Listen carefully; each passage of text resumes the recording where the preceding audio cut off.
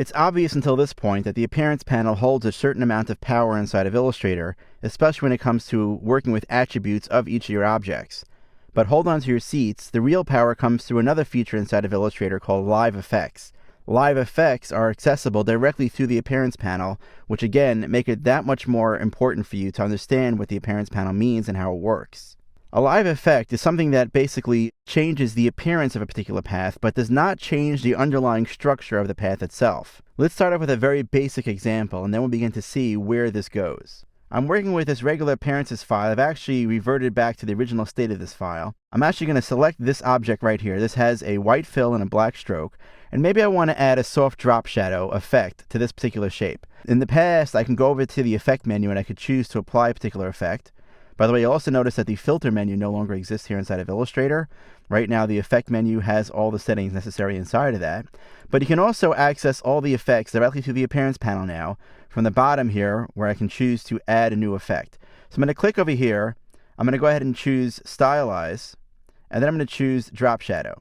So now I'm going to get this dialog box. I'll choose the regular settings. I'll click on the preview button so I can actually see a preview of that drop shadow. I'll keep the settings the same right now, and I'll click OK.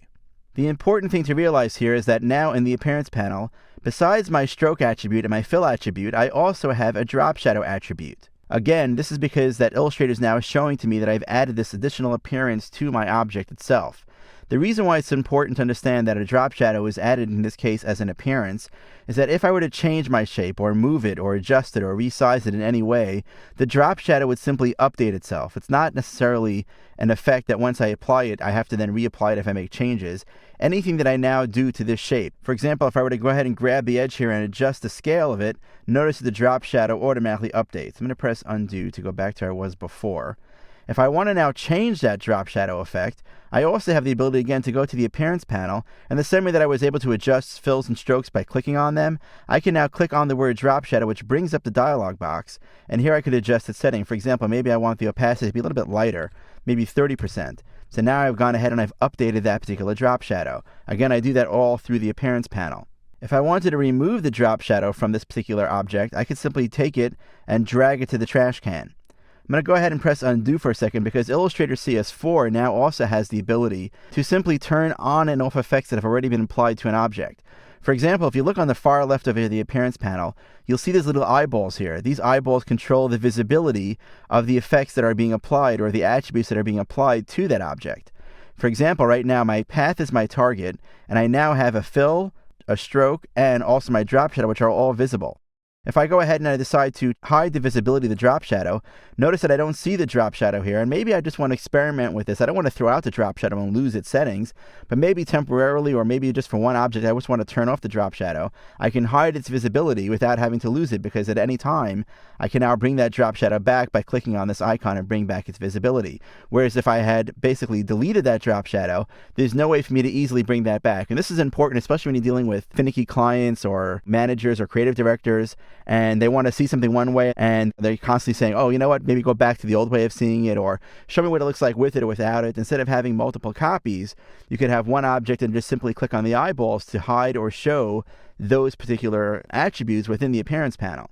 Let me give you another example, though, of really what I mean when I say that the effects that are applied to a particular object affect the appearance of the object, but not the underlying structure of the object. And we'll see why that's important as well. I'm actually going to take this drop shadow and throw it in the garbage for now. I have a regular shape now that has, again, a white fill and a black one-point stroke. And maybe we want to change this surfboard and make it look more realistic. Let's kind of make a 3D surfboard. It's actually not that difficult at all. And we'll talk more about 3D later on, but for now, let's just get a quick idea on how to apply that kind of an effect. I'm going to change my fill to something different. Let's go ahead and maybe choose an orange color. And then what I'll also do is I'll take my stroke actually and set my stroke to none. So let's go ahead and say we don't want a stroke on the object at all. We just want to have a pure orange surfboard here. I have it selected, but again, my path right now is targeted. I'm going to go over here to the effect over here and choose to add a new effect. We'll choose 3D, and I'll also choose Extrude and Bevel. I'm going to click on the preview button so I can see what this looks like. Notice that I have now an extruded surfboard here. I want to make this look more realistic. I can go ahead and I can click on this cube to rotate how that sits in 3D space. So for example, let's say we do something like this. I'm going to change the depth of that extrusion to maybe 30 points. And I'm also going to go to apply a bevel. Let's choose a rounded bevel to make it look like the surfboard has a little bit of rounded edge. Maybe we'll change the height of that bevel to 6 point. So now I get basically something that looks far more realistic. It looks not unlike a real surfboard here. Let's go ahead and choose a nice little angle like that. Beautiful. We get some nice lighting and shading on it. I'll click OK, and that's my 3D surfboard. But let's go into outline mode for a second. If I go into the view menu and I choose to view this in outline, I don't see a 3D shape. I see the same path itself. So what happened here is I have my regular vector path with all its anchor points and the paths that basically make up that shape in general inside of Illustrator. But what I've done is I've applied a 3D appearance to it. I've changed the way that that path looks, but I didn't change the makeup of the path itself. And if I now go back to my preview mode, I'll see what that path looks like now with the appearance on it. So the appearance affects how that path looks, remember, but I have not changed the underlying path. And the reason why that's important is because if I decide that I want to do something different to this surfboard, for example, maybe I want to make it look like a shark took a bite out of this particular surfboard. Well, I know that I have certain commands, such as the Pathfinder commands, that I could use. So I'm actually going to go ahead here and just draw a range of shapes here. I'm going to go into outline mode just to show you how I'm doing this. I'm going to take, let's say, the ellipse tool and just create a whole bunch of circles here. I'm going to use my Option key, or if you're on the PC, hold the Alt key, to just simply create a whole bunch of circles, just like this. And maybe I'll go ahead and just kind of drag all these together. I'll select them all, and I'll go to the window menu, I'll choose Pathfinder, and I'll add them all to one particular shape. Now what I'll do is I'll take this exact shape right here that I created and kind of bring it over here, just like this, select both items, and now choose to subtract. So what I've done is I've basically made it look like a shark took a bite out of that surfboard there. If I go into preview mode right now, what do you think will happen to that 3D look of that surfboard? That's right, what's going to happen is that that's now going to look like it was taken right out of the particular surfboard. So the benefit of an appearance is that by not affecting the underlying path itself, if I ever make changes to that path, that updates in the appearance as well. Imagine if I had created a 3D shape and I now wanted to take the bite out of the 3D shape. Well, that would have been far more complex. So this is a key thing to understand with appearances. Remember that appearances affect the overall look of the path, but they don't affect the underlying structure of that particular path. At the end of the day, what this means is that the artwork that you create now inside of Illustrator, when you're using appearances, is far more editable than anything else. And that's the key to the game. If you want to be efficient, if you want to be able to create your graphics inside of Illustrator, what you end up doing is creating your path structure, and then you're applying appearances to everything. And that's the way that Illustrator works.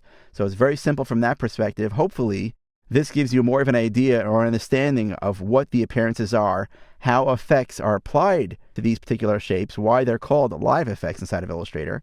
We now know also how to change the 3D. If you want to go ahead and edit the 3D, that's right, you just come to the Appearance panel, select the artwork, go ahead and click on 3D Extrude and Bevel, and you get the 3D dialog box. Maybe change its rotation a little bit.